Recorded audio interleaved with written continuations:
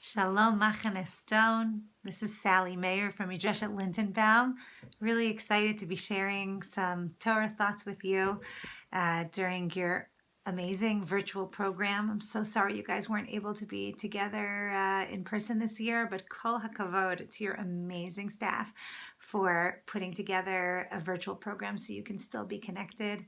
My son Yochanan worked at Campstone, and I have many students who have been campers and worked with you, and I know what an incredible experience it is to be part of Camp Stone, and I'm so excited that you guys are still getting that opportunity. I know that the theme of this summer is response and resilience, given the crazy circumstance that we find ourselves in the world, and how do we respond, and how do we show our resilience and our ability to adapt and to figure out what to do. And when I think about that idea, which is so crucial and so important to us now during a world health crisis, but really all the time with whatever happens in our lives, and we all unfortunately face challenges at different points in our lives, and we need to figure out how do we respond and how do we bounce back during them and after them. So my biggest role model for that is Rabbi Akiva. Rabbi Akiva began as a nothing, right? He began as an ignorant shepherd, and he decides he wants to learn, and he goes and he learns, and he sits and he thinks and he figures it out, and his incredible determination in trying to understand the Torah and being willing to ask questions no matter how silly they seemed really distinguished him and actually made him into the great teacher that he was, the great rabbi that he was. The Gemara relates that he would sit in front of his teachers, and then he would go and he would ask a question, and he would think about it, and he would come back and he would ask something that no one else had thought of. The Gemara actually compares it to a person who sees a tall mountain and starts to chip away at the mountain. And someone says to him, "What are you doing?" And he says, "Well, I'm taking this mountain and I'm putting it in the river, in the valley." And they say, "You're crazy. No one could do that." And he just sits and chips away little by little by little.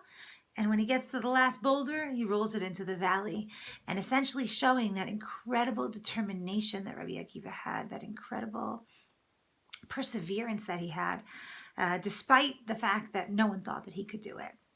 And then he becomes this great teacher, this great rabbi. He has so many students. And then a terrible tragedy strikes, as we know, during the time of Sfirat HaOmer, when all 24,000 students die, 12,000 pairs of students die because they did not have kavod for each other. They didn't treat each other with the proper respect. And you have to imagine what it must have been like for Rabbi Akiva then. Could you imagine? 24,000 students died. He must have felt like such a failure. What would each one of us have done under those circumstances? Maybe some of us would have decided this is not the right line of work for us. Maybe we would have, I don't know, thought about getting into bed and not getting out of bed, right? What a terrible failure on his part. He must have felt so terrible as the leader.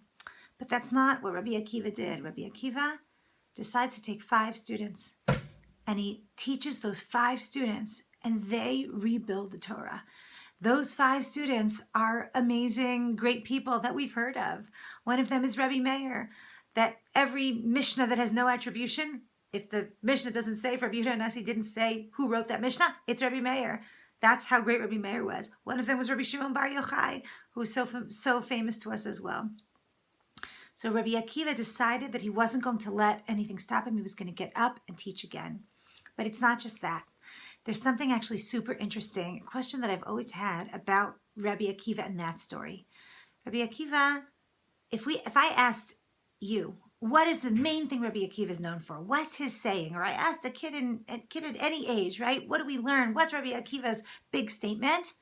V'ahavta l'reacha kamocha. Ze klal gadol b'Torah. We should love others as we love ourselves. That's a very important principle in the Torah. And isn't it so ironic that his students died because they didn't have kavod for each other? That's so strange, right? That was Rabbi Akiva's big saying. So I wanted to suggest, occurred to me at some point, I think that maybe Rabbi Akiva came up with that saying after all of his students died, when they did not give kavod to each other.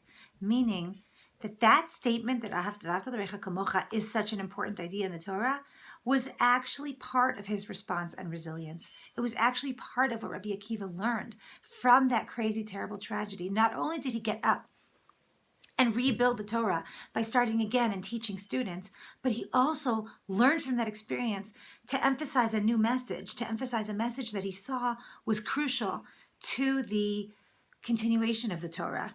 People can know a lot of Torah and they can know a lot of rules and they can be the expert in this area of halacha or that area of halacha. But if they're not kind to each other, if they're not good people, then the Torah won't last. And that's not what the Torah wants from us. And so Rabbi Akiva, in his resilience, in his hope, in his response, decides to emphasize this new idea. And of course, this idea of Ahavta l'recha kamocha, so important to all of us and so important at Machane Stone, is also something that we can take to heart during these times when we're about to go into the 3 weeks and mourning for the Beit HaMikdash, because we know that the second Beit HaMikdash was destroyed, according to Chazal, because of sinat chinam, because of baseless hatred. And the way that we need to respond to that is V'ahavta l'recha kamocha. We need to strengthen ourselves in loving other people and caring for other people, in overlooking flaws and overlooking slights and really trying to come together as one kehillah.